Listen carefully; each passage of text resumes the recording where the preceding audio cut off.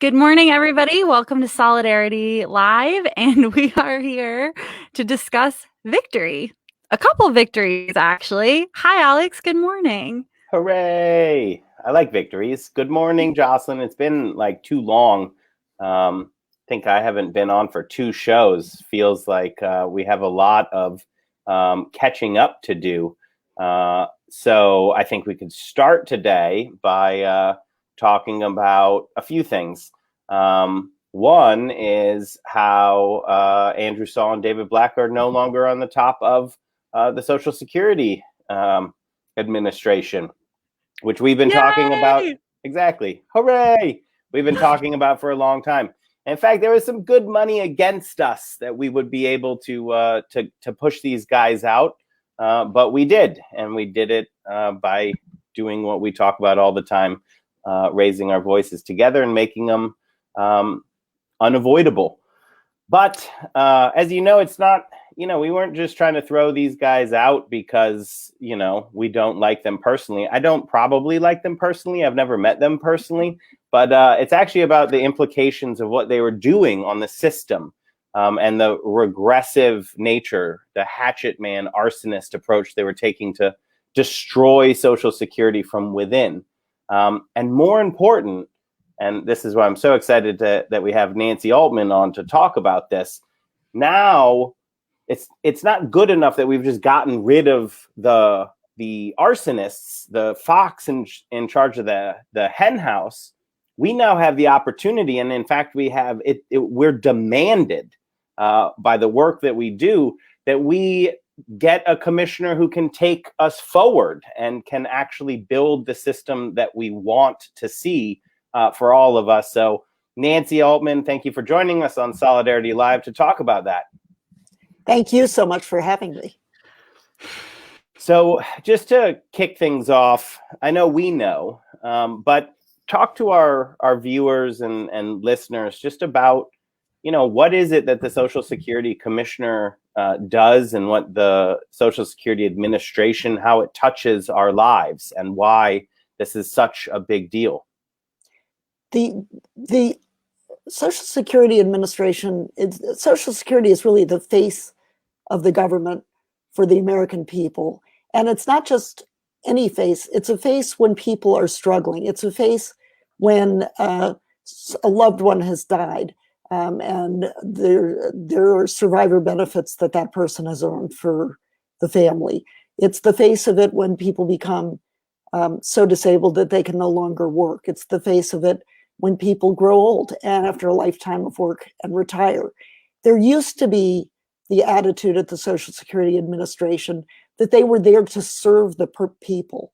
The problem is that there's a mistaken view in Washington, as there are on so many issues, that it's just, it's way off in Baltimore, it's not even in Washington, and it's just there to get the payments out. It doesn't really do anything. That's completely wrong. Every decision that a commissioner of Social Security makes touches all our lives. Are they going to open field offices or close them? Are they going to send out earning statements as the law requires or not, and so forth? So I actually want to zoom in a little bit on a follow-up that just the way that the U.S. government used to interact with the people was an adversarial system, like a law court, right? So if I was owed something by the government, I had to actually go and fight for that. And the government didn't actually have a duty to make sure that I got what I earned. And there is a change around Social Security, and it changed actually the whole relationship between us, the people, and the government, which is an expression of our will. Can you talk a little bit about that philosophical and legal? Absolutely. For most of before Franklin Roosevelt was elected and before the Great Depression, there was at best a laissez-faire, but really it was the oligarchs who were in control. I mean, it was the wealthy people who controlled government, and most government decisions were made more at the local level. There wasn't a strong federal presence. The Great Depression really pulled away any blinders that people had, and showed that there are certain times when, you know, a third of the people were out of work, not because they'd done anything wrong, but because of these national and international forces that they couldn't do anything about. And so all the government is, it's all of us working together for our best interest. And the American people recognized, okay, this is a moment when we all have to pull together. First, it was the Great Depression, and then it was World War II. And we did pull together, and we made enormous strides. We built the middle class. We started to educate the population. It took way too long, but we started to recognize the importance and the African Americans and other people of color have played in building this country and to giving them the same rights that the white founders had, and so forth. Unfortunately, then came Ronald Reagan in 1981, and he famously said, "Government's not the solution, government's the problem." And that was a transformative line. And we are still working under that, even though government is not the problem. Government is all of us working together. And if I can just say one more point on this, there's a story from the early history of Social Security that really exemplifies, Alex, what you've raised. And that is the original commissioner of Social Security, Arthur Altmeyer, who was the mentor to Robert M. Ball, who was the longest serving commissioner and who was my mentor, really had a very different attitude than today's, oh, let's just get the money out, you know, it's no big deal. They understood this was a program that was supposed to serve the American people, that these were benefits people had earned. And so Arthur Altmeyer's view and Robert Ball's view and my view is that it's the government's job to help people get the benefits they earned, even helping them fill out the forms, helping them cut through the red tape, destroying the red tape, which is another job of the commissioner, I think. GAO originally was upset with the role that Arthur Altmeyer was playing and saying, wait, you can't set this policy. There's a longstanding law that the federal employees cannot help people who have claims against the government.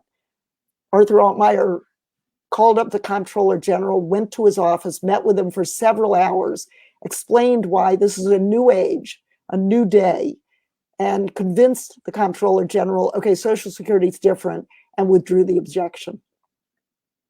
That's exactly what I was asking about, that little story. But Jocelyn, just so I don't talk the entire time, because I can ask Nancy New Deal history questions forever. But I want to make sure. I love talking about it too. Wait a minute, you're muted. Sorry. I like hearing about it. I mean, 21 phrase, the biggest phrase of 2021. You're on mute. I know, right? Seriously. How is that still a thing? Okay, so I think you've both touched on this, but what is next now that we've won this, like getting the Trump people out? What's next? How do we continue to protect Social Security? Excellent question. And thank you so much for bringing us, as much as I love talking about the 30s, let's talk about 2021. No, I'm serious. I wasn't trying to end that conversation. No, and we won't. I mean, we'll get back into it. But seriously, that's the background. But the really important question is the one you asked.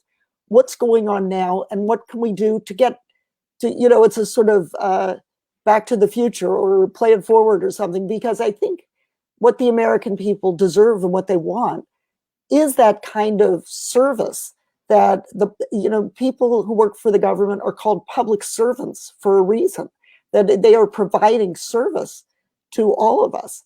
And that is the mentality that those who work in the government want to feel. They don't want to see themselves as, bureaucrats, but as people who are working in public service. That was obviously not the attitude of the commissioner, who was really quite Trumpian. He was a crony of Trump's, having gone to Wharton School with Donald Trump. And his reaction when the president of the United States asked him to resign couldn't have been more Trumpian, was, I refuse to resign, and if you fire me, I'm going to sue you, and I'm going to come online on Monday, and I'm just going to keep working. And of course, he was fired, and his access to the Social Security Administration internet or network was terminated, of course. But it was very a Trumpian kind of thing. But the reality is that he was involved with women's garments. He, selling. That's where he made his huge fortune. He was a big contributor to Republican politicians, and that was what qualified him so-called for the to be commissioner of a program that affects all of our lives. So in that position, I think there are a number of lessons that come out, and he, even though he was there to support the program and to carry out the will of the American people, he was there to undermine it. He undermined due process. We can talk about this if you want. Undermined the rights of people with disabilities to get the benefits. And he really went after the unions, the federal workforce, completely demoralized them, did some terrible things. And in fact, I always call it a trifecta, because he was able in one fell swoop to go against Social Security, the federal government, and unions. And he was able to do that as his perch as commissioner.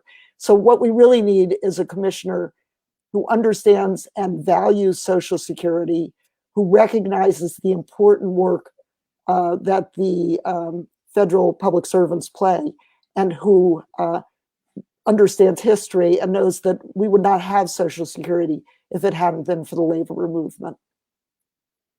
So I might stick some with philosophy just because that's fun.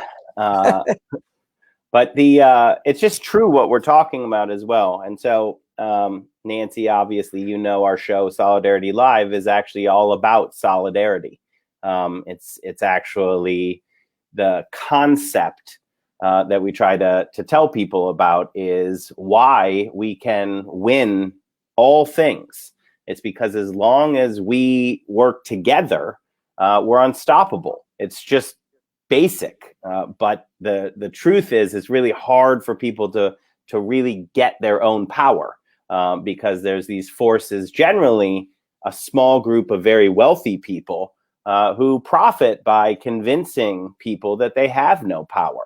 And the truth is that, I work every day and I get a great privilege of doing it in trying to protect and expand and educate people about Social Security, which is in many ways like actually a manifestation of solidarity. It's like we were facing these forces that were so much bigger than people could ever imagine. A third of people out of work, whole ecosystems collapsing, causing migrations of people around this country in a way that no one had ever seen. The specter of fascism, not just like around, nearby in this country. People were questioning whether democracy and the people had what it took to face these forces. Even though it was obviously, a Wall Street caused collapse in the first place, but Wall Street and the plutocrats never take a crisis, especially the ones that they create. They never let that go to waste. They always use it to accrue more power. But at that time, we were united enough and the situation was bad enough. And it's both of those things. There's an emergency, but the people came together and, we point to FDR. I have others, Bob Balls right here. And my Eleanor Roosevelt poster is not in this office, but it's at my radio station. There's a whole collection of people who understood that the only way we could actually move beyond where we were was by working together. That in fact, you can't provide things like Social Security outside of a social insurance system where literally it's a universal system, that the private market, that Wall Street banks can't do this. And it's not that they won't, it's that they can't. And because of that, that's why they're so terrified of us figuring it out, that in fact, we don't need them at all. We can do this together as soon as we break their hold on the political system. So it's a meandering thing, but the point is that Social Security is the proof of, of what we're talking about. This is solidarity every single day for every single one of us. And that's what we're fighting for. In fact, Social Security exemplifies solidarity. There are certain kinds of risks that all of us, rich or poor, black or white, any kind of division you want to make, are susceptible to. Any of us can walk out of our houses and get hit by a truck and get so disabled that we no longer can work. Any of us can get hit by that truck and be killed, leaving dependents. Any of us, all of us hope to live to old age. Those are common risks that we pull together. And that's all government is all of us working together. There's a lot of, of talk about how important Social Security is for women. And it is extremely important for women. How important Social Security is for people of color. It is extremely important for people of color. How important Social Security is for children. It's the nation's largest children's program. But I sometimes like to add that Social Security is important for rich white men. One of my favorite stories is a couple, a retired couple in Florida who had several $1 million, had a very comfortable life, would travel around the world. They made one terrible mistake. They invested all of that money with one person, Bernie Madoff. And they woke up, and when they saw the headlines, they were wiped out. They had nothing but their Social Security. And thank goodness for that, because they would have been homeless without it.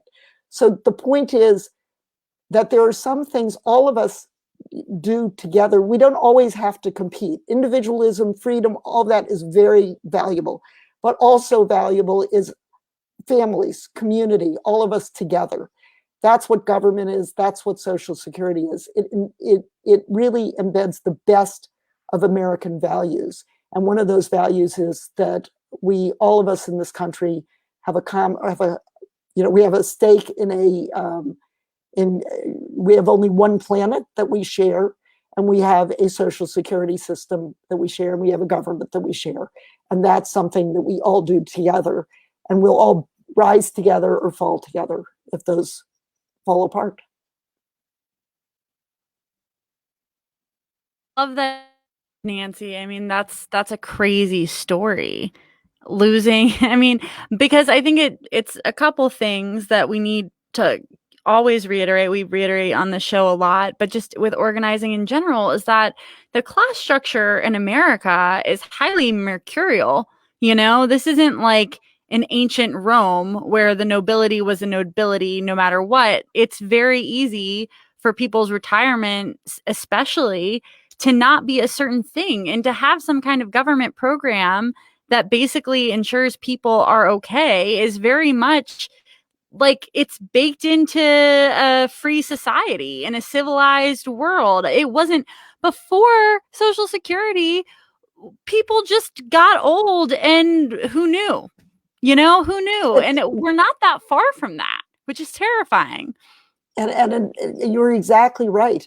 And I mean, as I say, the private sector, you know how much money Wall Street makes from Social Security? Not a penny. How much there's a place for profits and there's a place for the government and all of us to work independently of Wall Street and profit and all of that. You talked about old people, and before Social Security, there literally were poorhouses. That was not just an expression, I'm headed to the poorhouse. There were poorhouses in every state but one, New Mexico. And the people who were in those poorhouses were not people who were in their 30s or 40s or 50s. They were primarily, overwhelmingly, people who had worked all their lives, but then had no children who could take them in, and literally went to the poorhouse.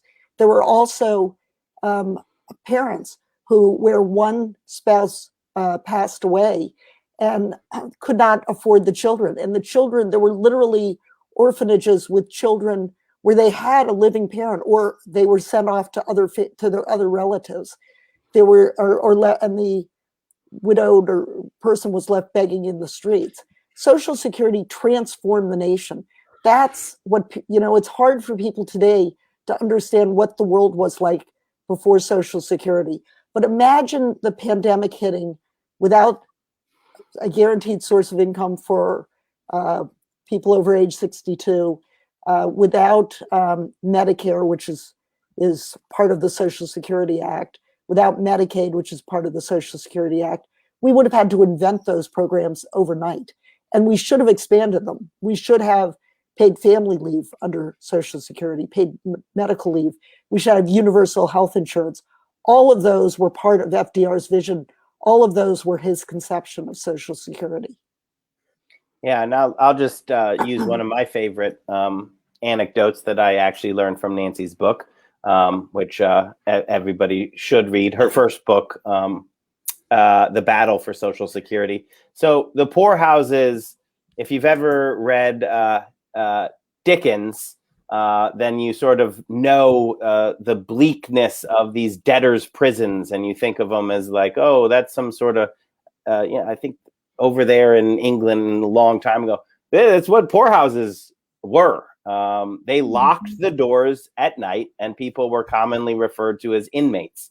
And what it was is when you had no ability to support yourself monetarily, and Nancy said this, but I'll also point out it's overwhelmingly older women who live longer than men, who weren't allowed in the workforce, who were very reliant on a family structure for their support. So you had these poorhouses that were filled with very old women, because society was like, we don't know what else to do with them, so literally lock them away.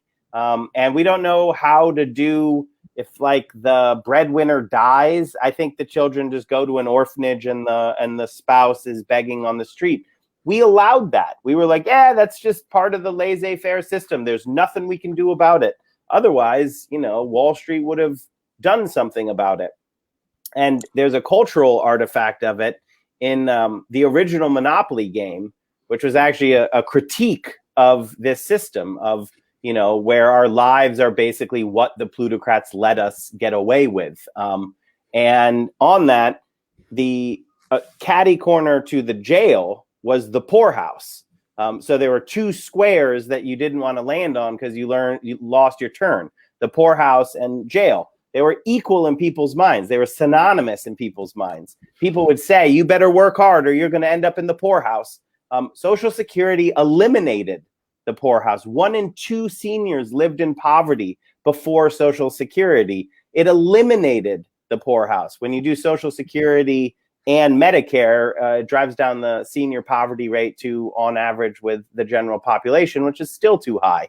But before it, 1 in 2 seniors lived in poverty. Yeah, and Jocelyn, do you know what the poorhouse turned into on the Monopoly board after Social Security? Oh no, what? Free parking.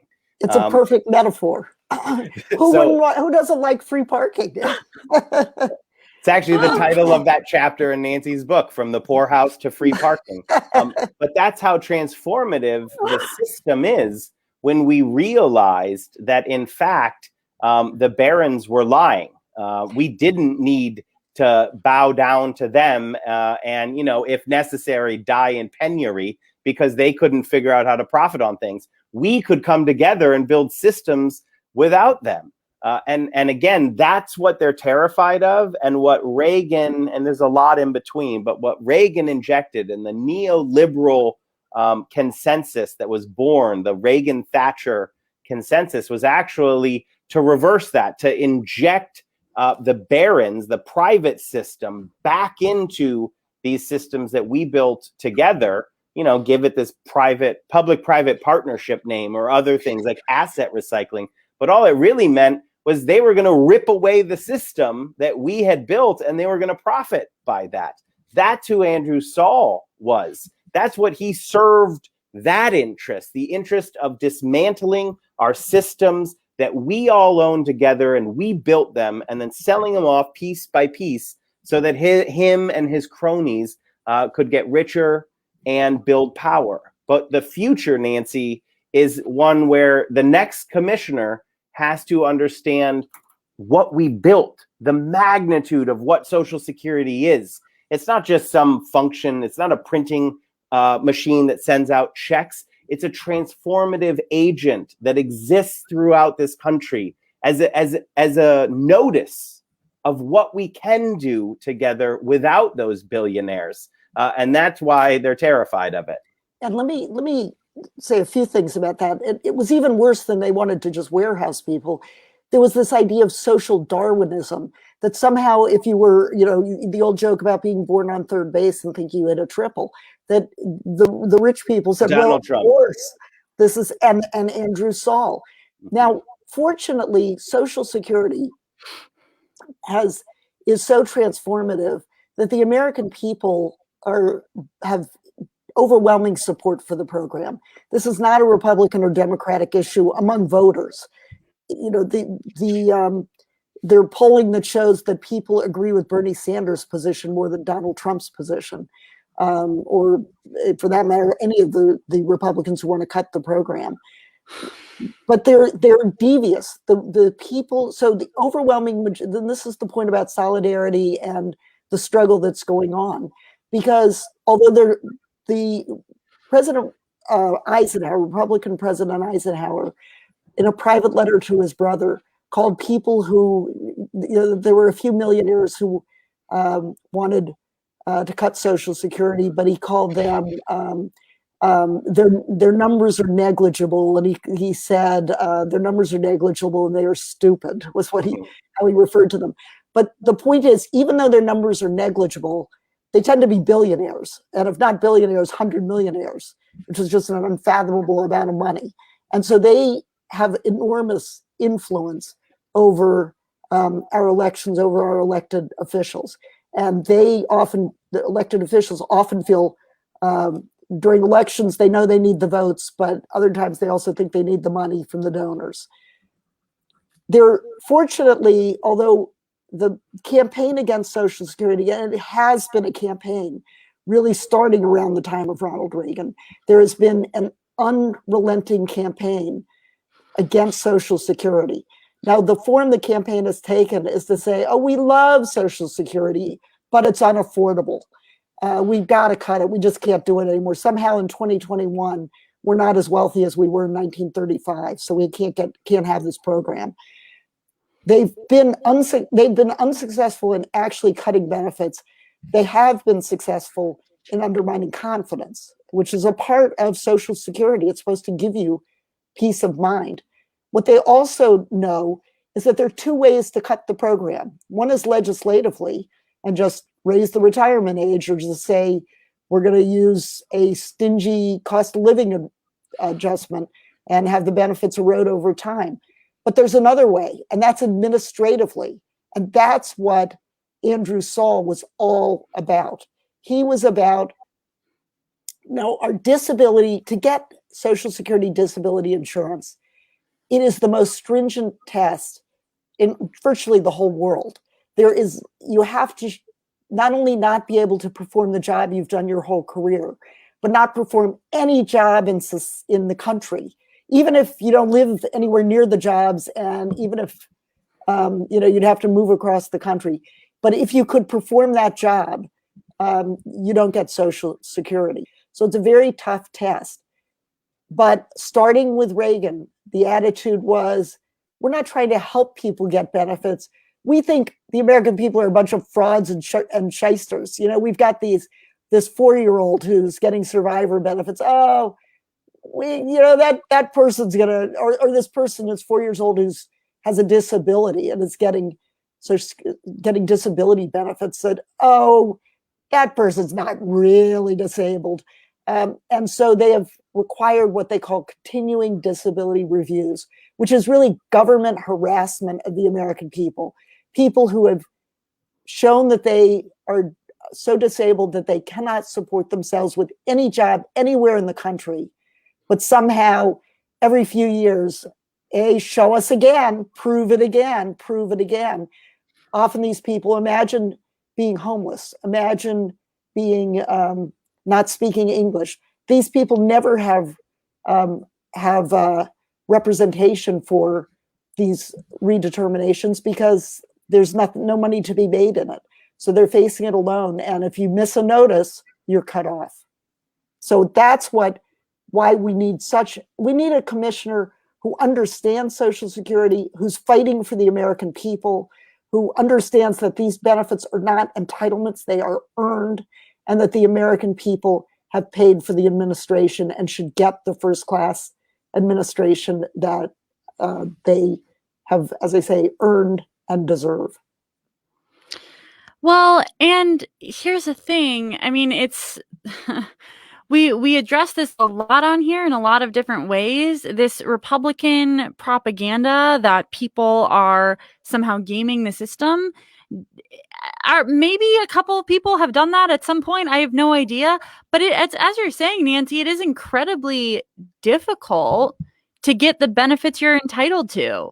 And we're not talking about massive amounts of money here. We're talking about money people have earned in the case of Social Security, but even other entitlements are not, these are not massive financial advantages. It's the bare minimum that we pay taxes to receive from our government.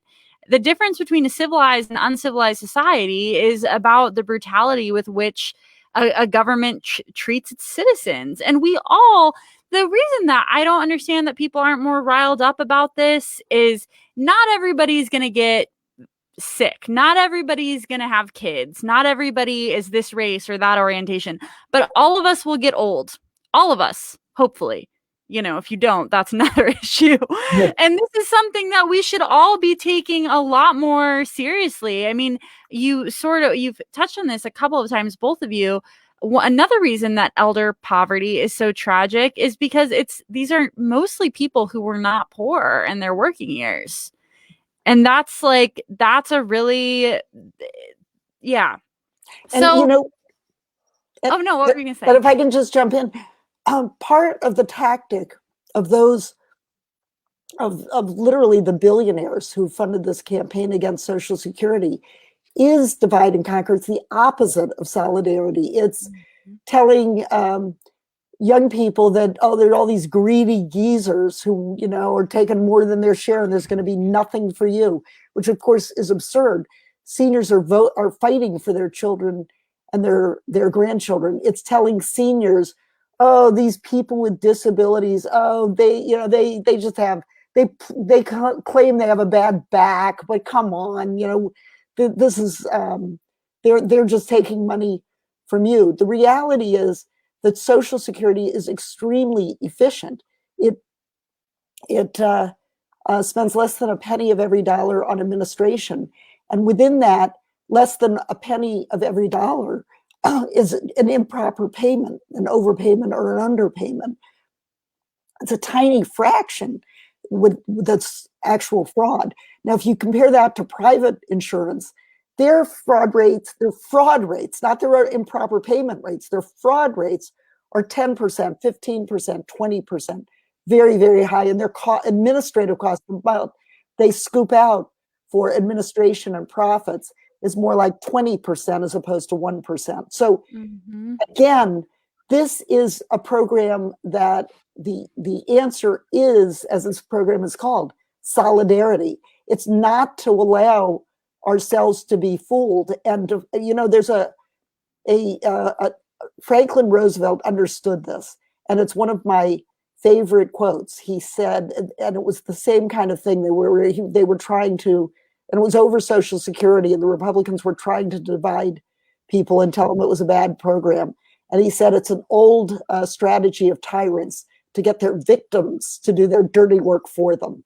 And that's good. That's what the billionaires, Franklin Roosevelt, a lot of what he said, I read today and I go, I wish today's leaders said it, because he called it, he was the one also who said about the plutocrats, I welcome their hatred.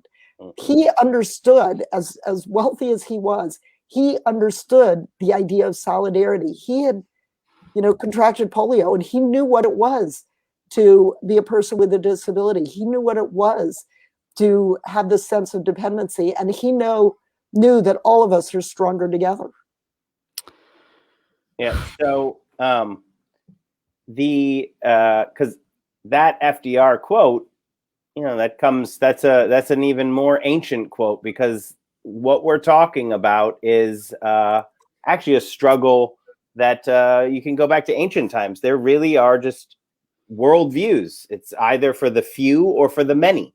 And the idea that these plutocrats, like Andrew Saul, Donald Trump, they actually believe that they're better, that in fact they make the world go round, that without them, the whole idea of that comic book writer Ayn Rand, who's just like the worst writer that I've ever read, and her philosophy is literally the dumbest philosophy on offer.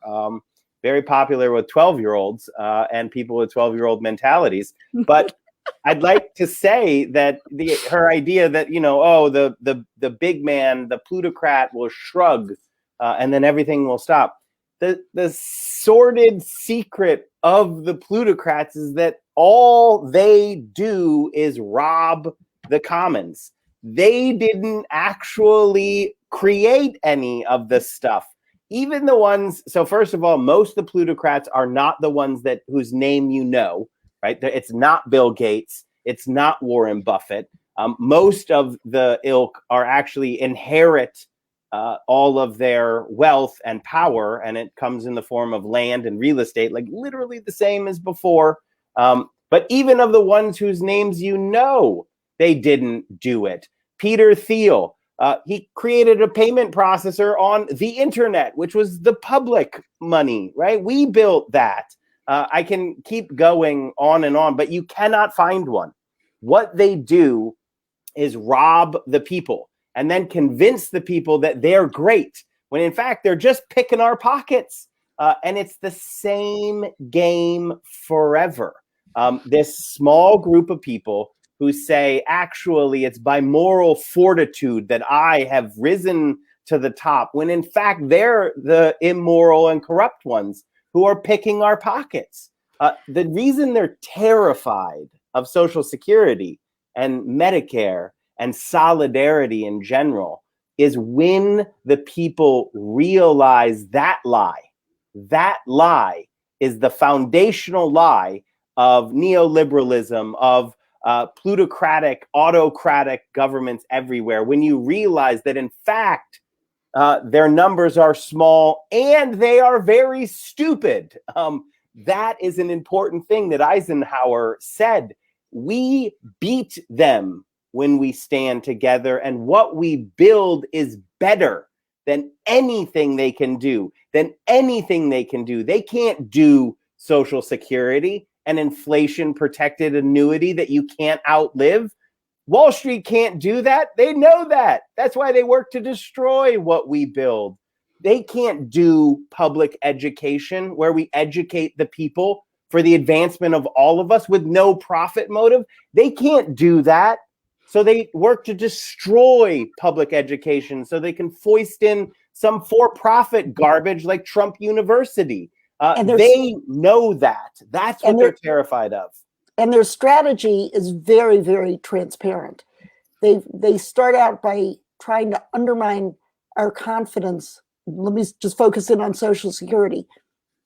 Undermine our confidence in Social Security, convince people they're going to receive nothing. So when they receive half of what they earned, they think they've won, when actually they've lost half of what they've earned. They've really picked, as Alex says, picked our pockets. The other way they do it is to administer the program in such a way that it is any way they can make it difficult to get benefits, they will do. And in fact, although we've gotten rid of the commissioner, every administration there have been people, conservatives, anti-Social Security, who've been embedded in the agency. And if you just get a technocrat those embedded people will make sure that the right things don't happen. I talk to my friends at the Social Security Administration, and I know who those embedded people are. And if we get a good commissioner, those embedded people will no longer be undermining our Social Security. And I want to just quick follow up, Jocelyn. The idea, the reason I bring up all the fire and brimstone, which just so everyone is super duper aware, I learned all of this from Nancy. I didn't come into my understanding of the profundity of this system on my own, and it's been always an honor to work with Nancy because, as she said, you know, you can trace the line of understanding back to Francis Perkins and the creation of the system, and I feel like we've been handed this knowledge that the plutocrats are terrified that we distribute. And so that understanding is what also a commissioner can do.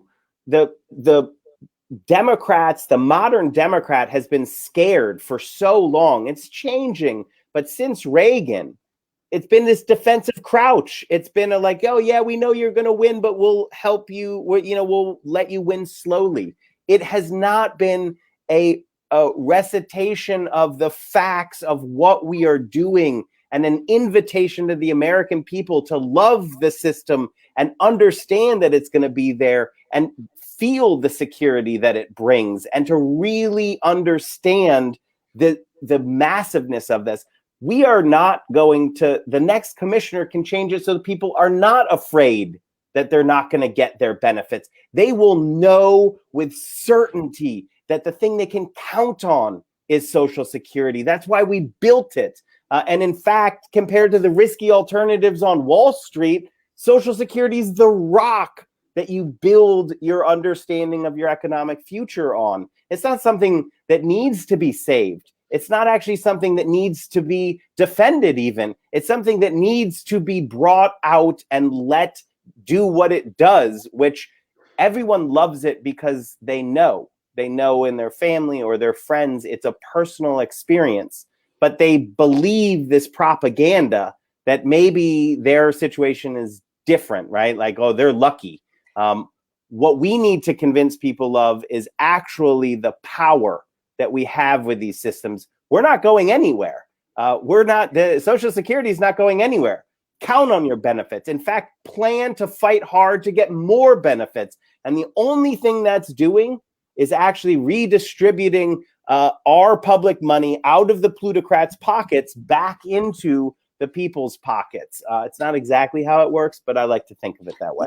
And it's not just, I think we have to restore confidence in the program. I think that has to be a top priority of the next commissioner of Social Security. But we also have to, even more so, educate politicians. Because Social Security, excuse my voice, let me take a sip. Me too. I'll have a sip of my Waterloo. Excuse me. One more sip. All right. Well, I can, while you drink some water, Nancy, I can actually just say one of the key things on increasing confidence is there is a propaganda campaign from the Wall Street billionaires, but they've also made politicians and to some extent the Social Security Administration complicit in it by having this doom and gloom messaging every time it goes out. It's printed on statements or removing the statement. So I'll turn it back over to you.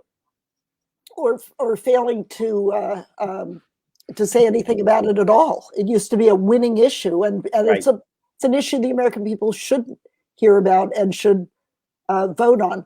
Again, going back to Franklin Roosevelt, when he signed Social Security into law, he called it a cornerstone in a structure that is being built but is by no means complete.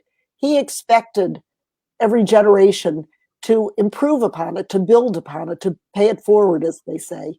And sure enough, just 4 years later, he added survivor benefits. In 1956, after there was a lull because of World War II, they added disability benefits. In 1965, they added Medicare.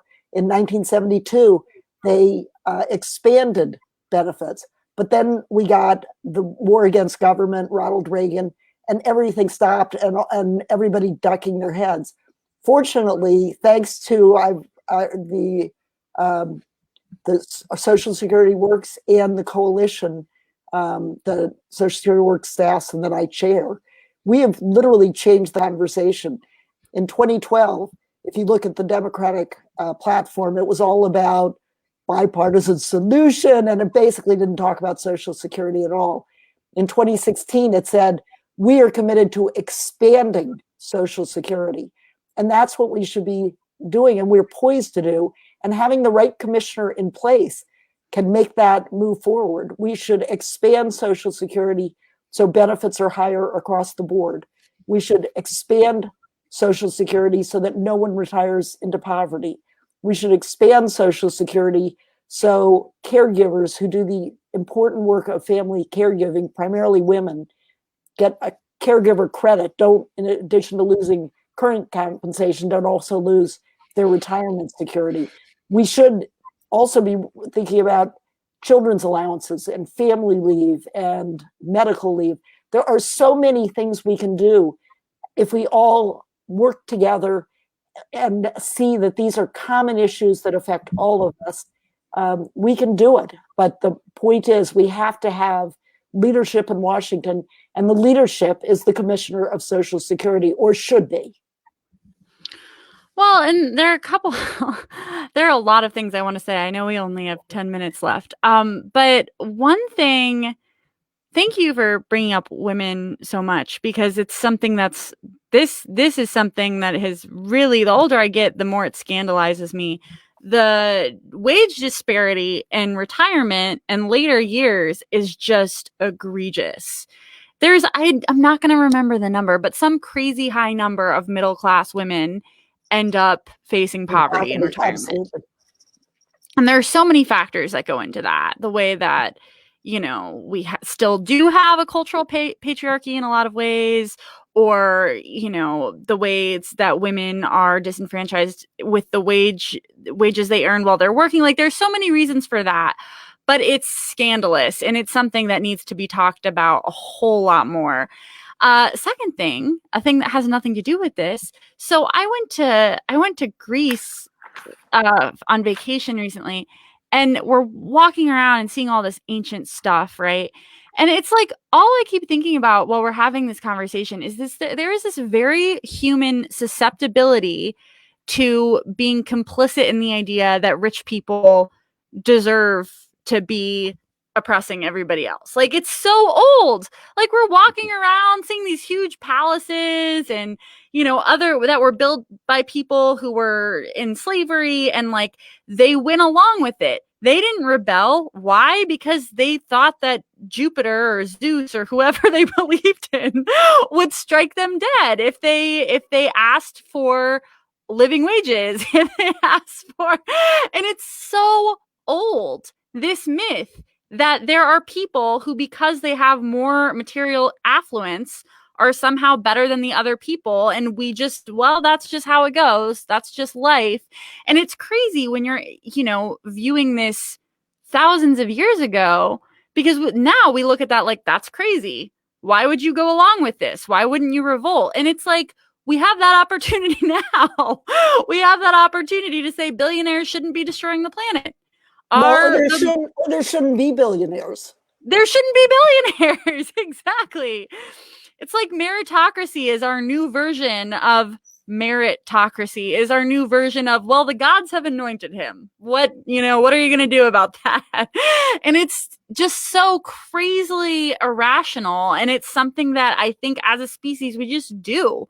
We let this small minority, and we shouldn't. And I sometimes only half jokingly say where our species took the wrong turn was when we left foraging and started agriculture, because that might be right. That there was much more egalitarianism. You were, and I could go on. I mean, we don't have, as you say, 10 minutes. I could talk hours about this. Wait, no, but I like this topic of conversation. But I think, and in fact, there was one of my favorite books called When God Was a Woman, that there is a theory that before humans really understood men's role in procreation, women were really seen as uppermost because we could create life. And in fact, some people think that when they talked about destroying the idols, it was goddesses that were being destroyed. So there's a whole bunch to talk about on that. But let's focus back on Social Security, because you were exactly right about both. The thing about Social Security, there are a lot of ills in society. There is the wage disparity that you were talking about. There are the displaced homemakers who work very hard to create the wealth of the family, but then they're not the paid ones, and then they are left for some kind of trophy or something, and left in poverty. The disproportionately women who are divorced, never married, or widowed are the poorest among seniors. It's a very high. It is about 1 out of 2. It's very, very high. Social Security does a lot. It provides divorced spousal benefits that are not as taking away from the intact couple's benefits, but as independent benefits. But they're too low, and they're also a cliff. If you're married 10 years, you get it. If you're married 9 years, you don't. There are so many ways that Social Security is really important and can be improved, but we have to elect a leadership that values it the way the American people do. It is so easy. You see politician after politician saying, I love Social Security. You cannot find a politician who's honest about it. They used to be honest and call it socialism if they didn't like it. Now we love Social Security, but I know we're extremely wealthy and we just gave you a big tax cut, or the wealthy, the big tax cut, but somehow we can't afford it. The reality is, whether we expand Social Security or cut Social Security is a question of values. It has nothing to do with affordability. And we have to make sure that the people we elect value what we value, and ask them, are they going to expand Social Security, or are they going to cut Social Security? Will they have a commissioner and leadership at Social Security who values Social Security and expands it, or are they going to go for some technocrat who knows nothing about it and is just going to make sure that the computer system doesn't crash? There's a really important choice facing us. We always say the next choice is the most important, but when you look at what's happening to the climate, what's happening in so many areas of life, this is so important, and Social Security is a piece of it. It brings us together. It is all about solidarity. So Nancy, just I'm going to give you the final word before Jocelyn and I sign out. But I just want to take this time to just say that Andrew Saul would still be commissioner of Social Security if it wasn't for the American people demanding otherwise. This town of Washington, D.C. said, nope, it's not going to happen. You got to understand the guy is rich and da-da-da-da-da. There's always reasons why the good things can't be had in this town.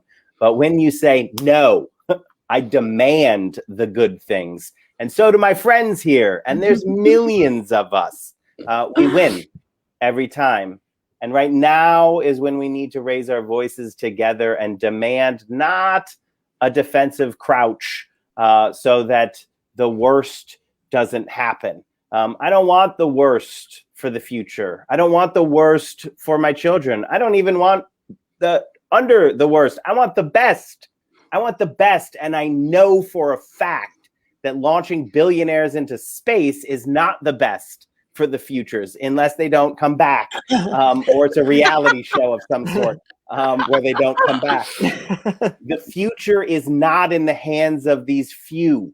The future for my children and for the planet has to be a system where we work together and show people what we can do when you remove this need for a gold-plated yacht from the system. When you remove that, and the system is just set up to bring the best of what it is supposed to do to all of us, regardless, and has a function of getting better over time, because we're going to miss too in the future. I want them to look back and be like, hey, you all did a great job, but you should have done better here and here. That's what we need to envision for the future. Each of us doing our part and making things better. And that's really what this fight over we won against the faction that's saying, I'm going to make things worse. That's Andrew Saul. But now there's a fight between the faction that says, basically, we can only prevent the worst from happening. And then the people who say, no, we can build a better future as long as we get rid of these billionaires calling all the shots, and the people call the shots, because that's who we're building the future for. So in the final words, Nancy, just we always do this. And how can people get involved in this fight to build a better future? Well, let me say a few things and end with how they can get involved. The money, the smart money in Washington there was no way Andrew, the current commissioner of Social Security, was going to be fired by Joe Biden. It just wasn't going to happen. But it did happen, and it happened because the word got out and people didn't believe the lies. They understood that they have power and this can happen. The same thing on a broader sense is true. We can have an expanded Social Security. We can have a commissioner that is there fighting for us, not against us. But what it takes is to not believe the lies, because the billionaires have lots of ways to get out their propaganda. And the idea is to not believe the lies, but to be informed. And I would say, self-serving as it may sound, you should go to socialsecurityworks.org. You should sign our petitions. You should look at our information. There's lots of good information, not just in our organization, others. And then once you have that information, get involved. It could be signing petitions. It could be sending phone calls. It could be, and make sure that you vote, and that when you vote for those who will expand Social Security and declare that they will never cut it. You know, there's an awful strong effort to suppress the votes, but there are still, even with all their suppression, more of us than there are of the billionaires. And as long as we don't believe their lies and we mobilize and we are determined, we can have Medicare for everyone. We can have no longer have to pay the highest drug prices anywhere in the world. We can graduate from college without not having a mountain of debt. But the same way you graduate from high school, you are ready to start your life without any debt whatsoever. And we can have Social Security that ensures that if the worst happens in the form of death leaving young children, becoming so disabled you can't work, or the best, you get to live to 110, that you have sufficient income that is secure and guaranteed for the remainder of your life. That's what we're fighting for. Thank you, Nancy Altman. Inspirational as always. And thanks for coming on Solidarity Live. Thank you so much for having me, both of you. So Jocelyn, in the final 4 seconds here, you want to sign us off? Well, first of all, everybody should go to whichever bookseller they prefer and order Nancy's books on Social Security, because they're wonderful. And yeah, it feels good to win, you know? Let's do more of it. What? Let's do more of it. Oh, totally. Let's do all of the winning. Yeah, final thought. I know we need to get out, but I will say, Alex, I love what you said about not being in a crouching defensive posture. And also that good isn't good enough. We're not looking to just have some basically livable world. We want a world that provides generativity and dignity for everybody. And that's something we can achieve together. Through solidarity. Through solidarity. See you next week, everybody. Bye, guys.